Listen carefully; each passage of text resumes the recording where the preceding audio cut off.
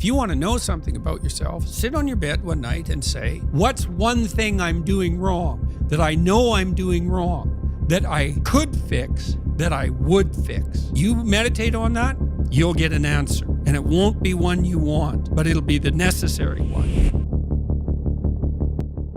I think Pinocchio is a brilliant work of art.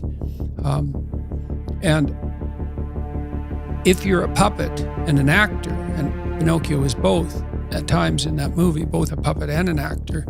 So why an actor? Like, why is there something wrong with being an actor? Well, the first question is, well, who sets your role? And then the second question is, who's pulling your strings? So you've put on this front that is there to make you popular and sexy and desirable and to mask from yourself your own inadequacies. But that's a role. Well, who wrote it? And for what purpose? And so Jung said, for example, that we all acted out a myth, and whether we knew it or not. And maybe you're acting out a tragedy. Maybe you're acting out Narcissus. You don't know, because you've put that on yourself in an attempt, in some ways, to deliver to people what they want, or more accurately, to look as though you're delivering to people what they want. And it's not nothing to do that, right? Because at least you're attempting, in some sense, to adapt to the social world. Someone who's really infantile and dependent, someone who's never left home, part of their problem is that they haven't crafted a persona. So you don't want to denigrate it entirely, but it's no substitute for the real thing. And it turns out that not only is what we want from each other the real thing, but that's also the adventure of your life. And so if you aren't truthful, and that means, unfortunately, especially at the beginning when you start to be truthful, it means deeply coming to terms with your inadequacies in humility. So it's very painful. Without that, you don't have the adventure of your life. You have the role that you've acquiesced to. Do you have your resume or CV in order? Well, I haven't typed it up for 3 years. Well, what do you think about bringing it up? Well, I'm pretty nervous about that because there's some holes in it, and I didn't do so well in college, and I'm kind of embarrassed about my resume. It's like, okay, bring it in. Let's go through it. Let's at least update it. Let's look where the holes are. Let's look at where the inadequacies are as far as you're concerned, right? This isn't my judgment, it's your judgment. Let's walk through those judgments and see if they're warranted, because maybe you're just too guilty and ashamed and self-conscious and anxious, and you're looking at your resume more critically than someone else would, and maybe there's some holes that you need to rectify. Why am I trapped? And that's a hard question, right? Because some of it's your own inadequacy, a lot of it, and all of the part of it that you can deal with is your own inadequacy.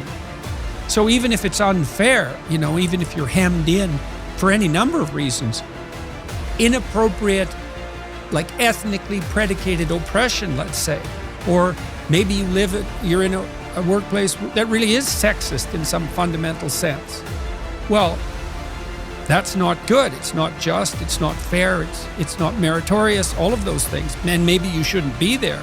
But what you can do to begin with is every bloody thing you possibly can do to put yourself in the most virtuous and powerful negotiating position possible. And you have to think like a snake in some sense to do that. You got to get the details right. You have to be prepared to bite, and you have to have your eyes on the prize, so to speak. And people aren't taught this sort of thing ever, really. They're not taught how to negotiate. They're not taught how to goal set. They're not taught how to conceptualize appropriate success in some broad sense. In some sense, that's what the humanities are supposed to teach people. If you want to know something about yourself, sit on your bed one night and say to yourself, you got to mean this, like you got to be desperate. This is no game, this. It's like, my life is not everything I want it to be, and perhaps it's not everything that I need it to be. And by need, I mean my life is so unbearable that the suffering that's attendant upon that is make me nihilistic, cynical, bitter, resentful, homicidal, genocidal, unable to have a good relationship, prone to punish people for their virtues because of my jealousy, driving the proclivity to see evil everywhere except within my own heart. Like, these are problems, man. And you ask yourself, you sit on the bed and say, okay, man, I'm ready to learn something. Like, what's one thing I'm doing wrong that I know I'm doing wrong, that I could fix, that I would fix? It's like, you meditate on that, you'll get an answer. And it won't be one you want, but it'll be the necessary one. You know, and it's often something that will point you to small things. So Carl Jung said, people in the modern world don't see God because they don't look low enough. And so imagine you're in your messy bedroom, you know, and you're sitting on the edge of the bed trying to have an honest dialogue with yourself. And the little voice says, you know, it's pretty disgusting in here. And you think, well, I'm way above such trivial niceties as organizing my room.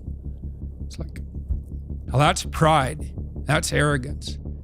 If you're above organizing what's actually yours, how in the world are you ever going to organize anything else? And so you get on your knees and you think, well, it's time to, you know, take a brush to the toilet. And maybe that's where you start. And that works. Like, that works. You start making those micro improvements, like real micro improvements, real on the ground, actual micro improvements to things you know that are wrong, you'll improve unbelievably rapidly.